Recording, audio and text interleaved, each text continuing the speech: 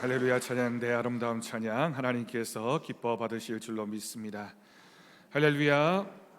거룩한 주일을 맞아 주님의 전에 나와 예배하며 하나님 앞에 영광 올려드리는 우리 더사랑교회 모든 성도들과 그 가정 위에 하나님이 주시는 복과 은혜가 충만하기를 주님의 이름으로 축복합니다. 여러분, 오래전에는 한 지역에서 태어나게 되면 죽을 때까지 그 지역에서 사는 경우가 많았습니다. 우리는 그런 곳을 가리켜서 고향이라고 부릅니다. 그런데 요즘은 어떻습니까? 요즘은 태어난 곳이 다르고 자란 곳이 다르고 학교 다녔던 곳, 직장 생활하던 곳, 그리고 여러 지역을 돌아다니며 살아가는 경우가 많이 있습니다. 그래서 아마 우리 더사랑교회 성도님들 중에도 태어난 곳에서 지금까지 살고 있는 분들이 별로 없을 것입니다. 우리 성도님들 고향은 어디입니까? 저는 부산이 고향입니다. 부모님 고향은 또 다른 곳입니다. 태어나서 신학교에 입학할 때까지 부산에서 살았고 그 이후에는 고향을 떠나서 살았기 때문에 고향을 떠나 살아온 시간들이 훨씬 더 길게 되었습니다. 대구권에서 거의 20년이 넘게 살았기 때문에 제 마음에는 이제는 대구가 제2의 고향이라는 생각도 들고 있습니다. 요즘은 한 지역에 살더라도 또 꼭 그 집에서만 사는 경우가 굉장히 드뭅니다. 같은 대구에 살지만 이곳저곳 이사를 다니게 되고 그렇게 다니면서 내가 꼭 평생을 이곳에서 살 것이다 라고 생각하는 경우가 희박해졌다라고 하는 것이죠. 그래서 여러분, 오늘날 우리 현대인들을 가리켜서 새로운 유목민이라고 부릅니다. 원래 여러분, 인류의 역사에서 유목 생활이 농업 생활보다 훨씬 더 이전에 있었던 문화 형태였습니다. 오랫동안 유목 생활을 하던 사람들이 농사를 시작하게 되면서 농업에 종사하게 되면서 한 지역에 정착해서 살게 된 것이죠. 그런데 산업혁명이 일어나게 됩니다. 그 이후에 많은 사람들이 시골에서 도시로 또는 지방에서 수도권으로 이주하는 사람이 많아졌습니다. 그러다 보니 현대인들을 가리켜서 고향을 떠난 사람, 고향을 잃어버린 사람들이라고 부르기도 합니다. 그렇게 본다면 새로운 의미에서 유목 생활을 하고 있다, 우리는 새로운 유목민이다 라고 부르는 것도 과언이 아닐 것입니다. 여기 계신 분들 정도의 차이는 있겠지만 비슷한 경험을 많이 하셨을 것입니다. 그리고 우리는 지금도 지금 살고 있는 이 집에서 내가 죽을 때까지 살 것이다 라고 생각하지 않고 또 기회가 되면 다른 곳으로 이사를 가게 될 것이고 또 다른 곳에서 살게 될 것이다 라고 생각을 하곤 합니다. 여러분, 이스라엘의 민족의 조상이 있습니다. 창세기에서 만나게 되는 인물인 아브라함과 이삭과 야곱이라고 하는 사람들입니다. 이 사람들의 일상도 비슷했습니다. 가나안 땅에 들어와서는 농업을 하기도 했지만 원래 이 부족장들의 직업은 유목이었습니다. 목축을 많이 했습니다. 자신의 땅이라고 할 수 있는 형편이 된 것은 한참이 지난 후에 이스라엘 백성이 가나안 땅에 들어와서 살게 될 때 그때부터 비로소 이 땅이 내 땅이구나 라고 생각하며 살게 됩니다. 고향을 떠나온 삶은 아브라함에게도 이삭에게도 야곱에게도 모두가 동일한 삶이었다라고 생각할 수 있습니다. 여러분, 오늘 말씀을 보면 아브라함의 아들인 이삭이라고 하는 인물, 이 인물이 큰 흉년을 만나게 됩니다. 여러분, 성경에서 흉년이라고 기록되어진 부분이 참 많이 있지만 그때는 풍년보다는 흉년이 드는 일이 많았기 때문에 굳이 성경에서 흉년이라고 표현했다라고 하는 것은 그 흉년이 큰 흉년이었다. 그저 한 해 정도 농사가 안 되는 정도가 아니라 몇 해에 걸쳐서 소출이 없고 농사가 안 되어서 큰 고통을 당하게 되었다라고 하는 것을 의미합니다. 큰 흉년을 이삭이 만났고 이삭이 그 상황에서 견딜 수가 없어서 가족들과 모든 종들 그리고 가축들을 이끌고 나일강이 있는 그 당시에 가장 비옥한 땅, 그래도 양식이 풍족한 땅이라고 알려진 애굽, 지금의 이집트를 향해서 떠나야 되겠다라는 마음을 먹은 것이죠. 그런데 하나님께서는 이삭이 중간 경유지였던 그랄 땅에 이르게 되자 이삭에게 나타나셔서 말씀을 하셨습니다. 그 말씀이 바로 오늘 본문 2절 말씀입니다. 본문 2절을 봅니다. 여호와께서 이삭에게 나타나 이르시되 어디로 내려가지 말라고요? 애굽으로 내려가지 말고 내가 내게 지시하는 땅에 어떻게 하라고 하셨습니까? 거주하라 라고 말씀하셨습니다. 거주하라 라고 하는 이 말을 쉽게 표현하면 머물러 있어라, 떠나지 말아라 라고 하는 뜻이 됩니다. 오늘 말씀은 이삭이 그런 하나님의 명령을 들었고 그 하나님의 명령대로 그 땅에 머물렀다라고 하는 말씀입니다. 여러분, 그렇다면 이삭이 어떻게 해서 그 그랄 땅에 머물 수 있었을까요? 우리가 그 위에 있는 본문 1절을 다시 한번 봅니다. 본문 1절을 보면 아브라함 때에 첫 흉년이 들었고 다시 이삭 때에 그 땅에 또 흉년이 들매라고 말하고 있습니다. 조금 전에 말씀드린 대로 이 흉년이라고 하는 것은 한두 해 있다가 그치는 정도가 아니라 그 땅에 오랜 기간 동안 가뭄과 기근이 들어서 더 이상 그 땅에 머물러 살 수 없는 그런 큰 흉년을 말합니다. 큰 흉년이 들게 되자 이삭이 있었던 곳의 목초지가 말라버리게 됩니다. 유목 생활을 하고 목축을 하고 있었던 이삭에게는 큰 위기가 닥친 것이죠. 양들은 굶어서 뼈만 앙상합니다. 기껏 곁에 있는 밭에 심은 농작물 그것도 농사가 되지 않습니다. 우물도 말라버렸고 물을 끌어올 수가 없게 되었습니다. 또한 이삭은 자신의 가족만이 아니라 그가 책임져야 하는 식솔들도 많이 있었습니다. 오늘 본문이 기록되어진 이 당시에 이삭과 함께했던 이삭이 거느리고 있었던 식솔들의 숫자가 얼마나 되었을까요? 오늘 본문에는 정확하게 등장하지 않지만 그의 아버지였던 아브라함 때의 일을 우리가 생상해서 보면 얼만큼이나 되었을까를 생각해 볼 수 있습니다. 창세기 14장 14절 말씀입니다. 아브라함이 그의 조카 롯이 사로잡혔음을 듣고 집에서 길리고 훈련된 자 정예 군사 318명을 거느리고 단까지 쫓아갔다라고 하는 기록입니다. 지금 아브라함이 살고 있는 곳은 가나안 땅의 제일 남단이라고 할 수 있는 브엘세바 쪽이었는데 그곳에서 다한이라고 하는 이스라엘의 가장 북쪽 지역까지 318명을 데리고 쫓아가게 됩니다. 정예 군사였습니다. 그 외에도 많은 사람들이 있었겠죠.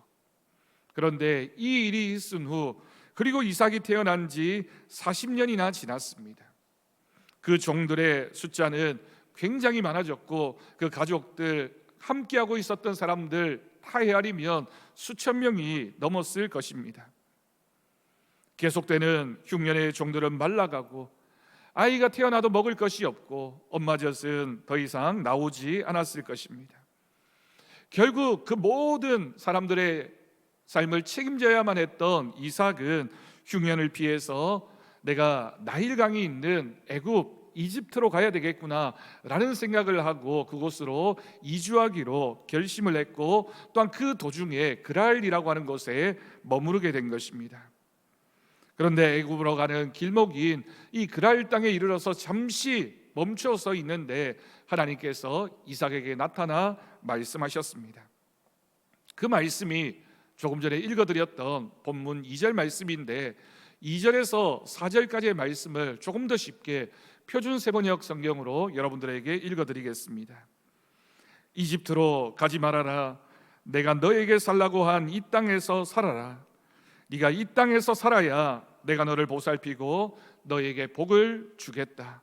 이 모든 땅을 내가 너와 너의 자손에게 주겠다. 내가 너의 아버지 아브라함에게 맹세한 약속을 이루어서 너의 자손이 하늘의 별처럼 많아지게 하고 그들에게 이 땅을 다 주겠다. 이 세상 모든 민족이 내 시에 덕을 입어서 복을 받게 하겠다라고 하는 하나님의 말씀이 이삭에게 들려지게 됩니다. 이 말씀을 이삭이 듣고는 그 하나님의 말씀을 따라 이곳에 머무릅니다. 근데 여러분, 하나님의 말씀을 따라 이삭이 그날 땅에 머물게 되었을 때 그 이후의 상황은 어떠했을까요? 그런데 한 해가 지나고 두 해가 지나고 그리고 3년 4년이 지났음에도 불구하고 흉년이 끝나지 않습니다. 하나님의 약속을 믿고 그 말씀을 따라서 그랄 땅에 거주했지만 계속적인 흉년이 몰려왔습니다. 목초지는 점점 말라만 갔고 양들은 쓰러집니다. 심지어 함께하고 있던 종들 중에 밤이 되면 몰래 도망치는 사람들도 생겨나게 되었습니다. 엎친 데 덮친 격으로 오늘 우리가 읽지 않았지만 창세기 26장 10절 말씀을 보면 그랄 땅의 남자들이 아내인 리브가를 보는 눈이 이상합니다. 흉년의 상황에서 혹시라도 자신의 사랑하는 아내도 빼앗길지 모르는 그런 위험한 일이 이삭에게 닥쳐왔던 것이죠. 여러분, 이 상황들을 여러분 나의 일이라고 생각하고 한번 생각해 보십시오. 오늘을 사는 우리도 이삭과 같은 흉년을 경험할 때가 있습니다. 물론 우리에게 닥치는 흉년은 이삭이 경험했던 그런 가뭄이나 농사가 안 되는 것을 의미하지는 않을 것입니다. 여러분들 아마 다 기억하실 겁니다. 1997년 우리나라가 IMF 사태를 경험하게 되었습니다. 모든 국민들이 함께 갑자기 닥친 외환 위기 앞에서 큰 흉년을 경험해야만 했습니다. 누구나 할 것 없이 어려움이 있었고 그 상황에서 과연 이 때가 언제쯤 지나갈 수 있을까, 그런 힘든 시간이 이어졌습니다. 이렇게 국가적이고 사회적인 흉년도 있지만 우리 개인에게도 다가오는 흉년이 있습니다. 예를 들어서 우리가 평안한 삶을 살다가 갑자기 닥쳐오는 질병이나 또는 경제적인 어려움 때문에 힘든 일을 경험하곤 합니다. 우리 학생들이 대학 등록금을 내야 하는데 돈의 흉년을 경험할 수 있습니다. 학자금 대출은 쌓여가고 아르바이트 할 곳은 없습니다. 어학연수를 위해서 교환학생으로 가는 주위의 친구들도 있는데 왜 우리 집은 이렇게 어려울까라는 생각에 실망하고 낙심하곤 합니다. 겨우 대학을 졸업하고 자격증과 또 토익 점수도 잘 받아 놓았는데 가는 곳마다 어려워서 취업이 되지 않습니다. 또 나는 그리스도인이기 때문에 그래도 주의를 지킬 수 있는 직장을 구하는데 그런 직장이 보이지가 않습니다. 기도하고 말씀을 들을 때는 다시 믿음과 희망을 가져보지만 이삭처럼 한 해 두 해 그 흉년의 시간이 자꾸만 길어지게 되면 누구나 할 것 없이 다른 생각을 하게 됩니다. 이곳에 있어서는 안 되겠구나. 이렇게 내가 가만히 있어서는 안 되겠구나. 새로운 기회를 찾아봐야지. 새로운 땅으로 한번 가보는 것이 좋지 않을까. 어떻게 하든지 이 위기를 내가 어떤 방법을 써서라도 이겨내야 되지 않을까. 여러분, 아비멜렉과 나오미라고 하는 부부도 똑같은 일을 경험했습니다. 베들레헴 땅이 고향이었지만 그곳에 흉년이 들게 되자 어떻게 하면 이 위기를 벗어날 수 있을까라고 생각을 하고 모압 땅으로 이주했던 이야기가 룻기에 기록되어져 있습니다. 여러분, 그렇습니다. 우리는 위기 앞에서, 어려움 앞에서 내 방법, 내 생각을 떠올리게 되고 이렇게 바꾸면, 이렇게 변화하면, 이곳을 떠나면, 다른 방법을 찾아내면, 또는 누군가의 조언을 듣고 그 방법대로 하면 내 상황이 좋아지지 않을까, 달라지지 않을까라는 생각을 할 수밖에 없습니다. 오늘 여러분이 만난 흉년은 무엇입니까? 더 이상 머물기가 어려운 그 흉년의 장소가 어디입니까? 그럼에도 불구하고 하나님은 이삭에게 말씀하셨습니다. 너는 이곳을 떠나지 말고 이곳에 머물러 있어라. 여러분, 우리가 형편의 흉년도 경험하지만 장소의 흉년도 경험할 때가 있습니다. 내가 경험하는 가정 형편이 어려울 때 그 가정이 나에게 마치 흉년과 같은 상황 가운데 빠져들게 만드는 그런 어려움의 장소일 수가 있고요. 우리가 다니는 직장, 학교, 우리가 사는 곳 또는 우리가 만나는 모든 관계에서 이런 어려움이 자꾸만 반복되다 보면 그곳이 바로 흉년이구나라는 생각을 할 수밖에 없는 것이죠.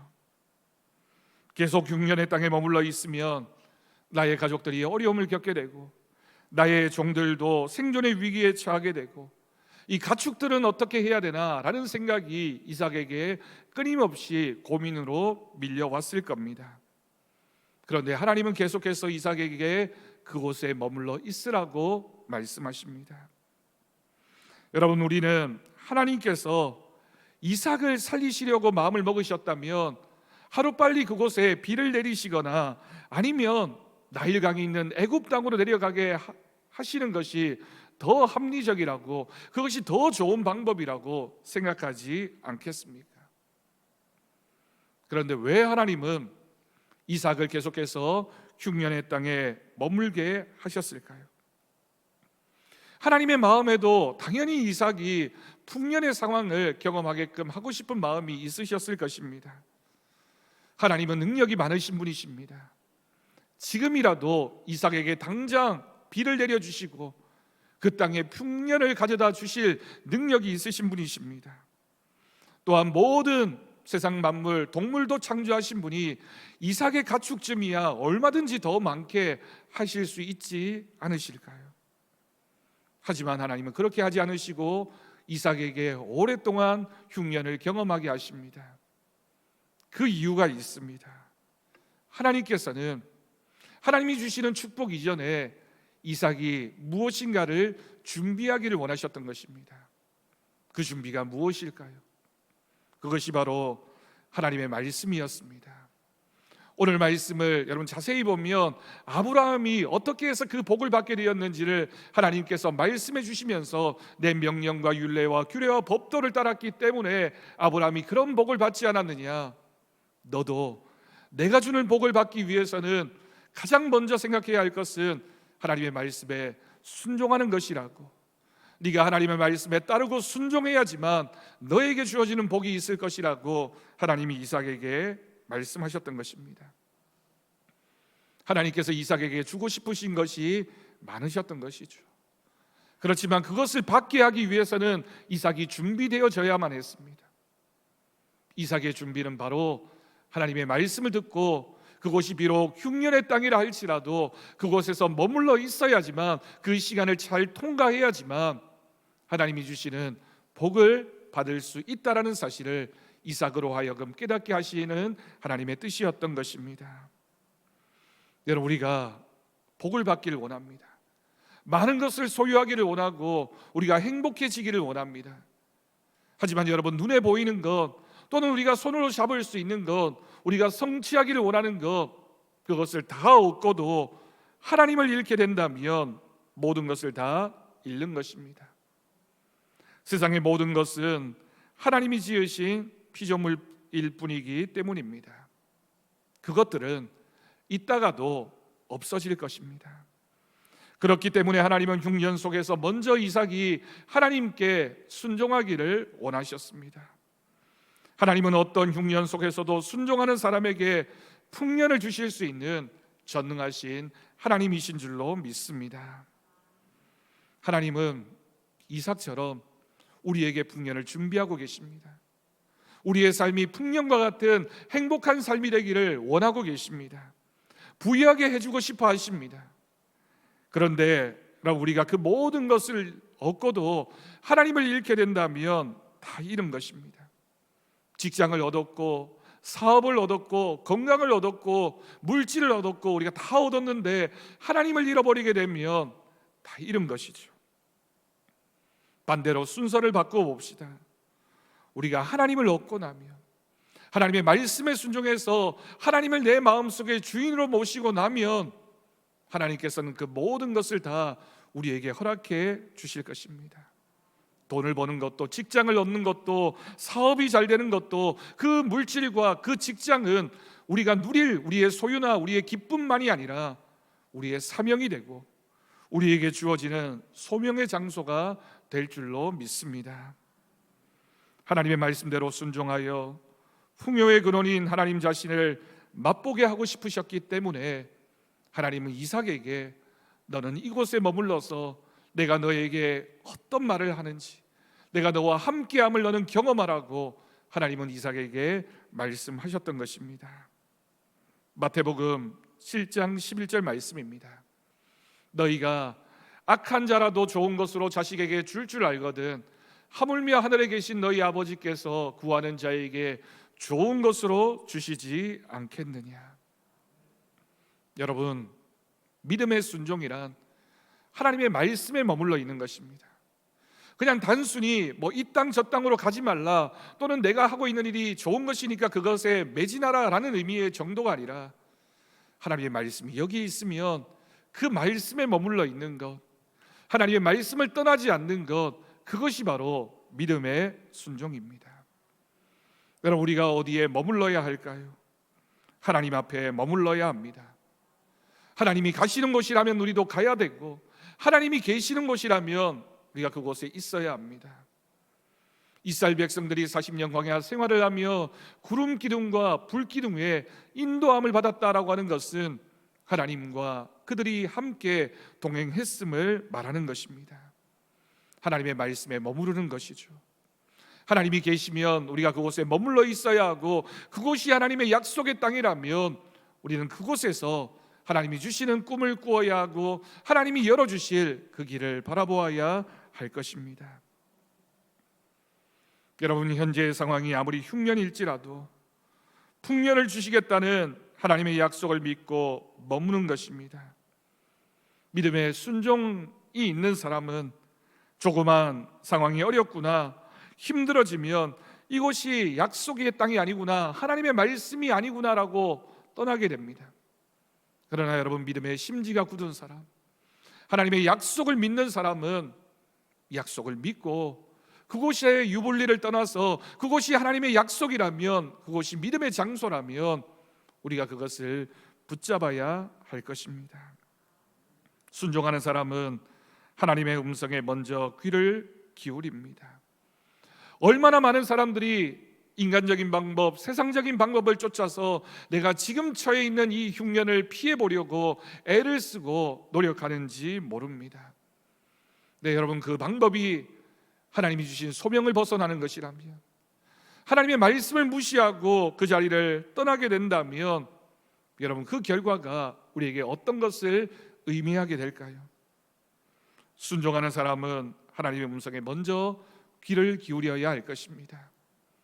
하나님이 우리에게 지금 여기라고 말씀하시면 어떠한 흉년이 온다 할지라도, 심지어 생명의 위협이 온다 할지라도 우리는 그곳에 머물러야 하고, 그곳에 머물러 있을 때 하나님께서 우리와 함께 하시는 은혜의 경험, 풍성한 풍년의 경험을 우리 모두가 함께 하게 될 것을 믿습니다. 믿음의 눈을 들어보십시오. 약속하신 하나님을 바라보며 끝까지 그 자리에 머물러야 할 것입니다. 하나님은 흉년에도 말씀에 순종하여 끝까지 머문 이삭에게 어떤 축복을 주셨습니까? 오늘 말씀 12절에서 14절까지의 말씀을 우리 다 같이 한 목소리로 다시 한번 읽겠습니다. 이삭이 그 땅에서 농사하여 그 해에 100배나 얻었고, 여호와께서 복을 주심으로 그 사람이 창대하고 왕성하여 마침내 거부가 되어 양과 소가 떼를 이루고 종이 심히 많았다라고 기록하고 있습니다.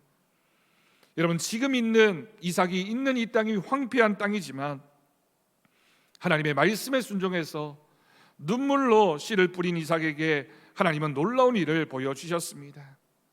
이삭이 아니라 하나님께서 농사하시니 그 해에 100배의 수확을 주셨습니다. 오늘날로 말하면 감자를 심었더니 슈퍼 감자가 됩니다. 고구마도 10개 달렸던 줄기에서 1000개가 달리게 됩니다. 밀 이삭이 얼마나 큰지 한 주먹만 까서 먹어도 배가 부를 정도입니다. 심는 것마다 나달들이 엄청나게 커지고 심는 것마다 엄청난 수확을 얻게 되었습니다. 여호와께서 복을 주셨기 때문입니다. 내 노력으로 얻은 수확이 아니라, 그저 요행으로 얻은 어떤 행운이 아니라, 여호와께서 이삭과 함께 하셨기 때문에 이삭이 창대하고 왕성하여 마침내 거부가 되었다라고 기록하고 있습니다.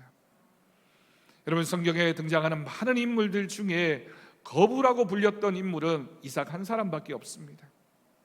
이삭이 이처럼 여호와께 주시는 복을 받아서 하나님과 함께 했기 때문에 어떤 누구도 인정받지 못했던 그 이름으로 불려지게 되고 이삭이 얼마나 큰 은혜를 누리게 되었는지를 우리는 분명히 기억해야 할 줄로 믿습니다. 하나님께서 말씀에 순종하는 이삭에게 이전의 모든 흉년의 시기, 고난의 시기, 아픔의 시기가 언제인지 모를 정도의 큰 풍년과 축복을 부어주셨습니다. 순종하여 하나님을 얻고 물질의 풍년까지 얻은 이삭은 그의 이름처럼 얼굴에 미소가 가득한, 웃음이 가득한 행복한 인생을 살게 된 것으로 믿습니다. 여러분, 오늘 말씀을 기억할 수 있길 바랍니다. 말씀에 머무는 삶을 살아야 합니다. 언제까지 하나님 말씀에 순종하지 않고 그곳을 떠나는 삶을 살겠습니까? 지금 당장은 떠나고 도망하는 것이 유리할 것 같지만 우리의 삶의 주인 되신 하나님을 우리가 믿는다면 하나님의 말씀에 머무르는 것, 하나님의 말씀을 따라 사는 것만이 우리 인생의 유일한 해답인 것입니다. 하나님이 우리에게 주시는 흉년은 그냥 흉년이 아니라 하나님의 도구입니다. 하나님께서 우리가 그 흉년을 경험하면서 더 큰 믿음의 사람이 되어질 수 있도록, 그 믿음을 가지고 하나님이 주시는 더 큰 풍년을 경험할 수 있도록 하나님께서 우리에게 준비하시는 하나님의 순종하심에, 하나님의 말씀에 순종하는 훈련을 받는 시간임을 믿어야 할 것입니다. 여러분, 지금이야말로 이 어려운 때에 하나님의 말씀에 순종해야 할 때입니다. 어려울수록 하나님의 말씀에 머무르는 우리 더사랑교회 성도들이 될 수 있기를 간절히 바랍니다. 그래서 2025년 한 해 우리 모든 성도들이 머무는 자의 축복을 경험할 수 있기를 바랍니다. 교회가 어려운 때라고 합니다. 교회만 어려운 것이 아니라 이 사회가 어렵고 이 나라가 어렵고 경제도 어렵고 모든 것이 어려운 때입니다. 그러다 보니 많은 사람들이 이 흉년의 시기에 믿음을 떠나고 교회를 떠나고 다른 방법을 찾아보고 내가 다르게 노력해봐야지 라고 기회를 엿보고 있습니다.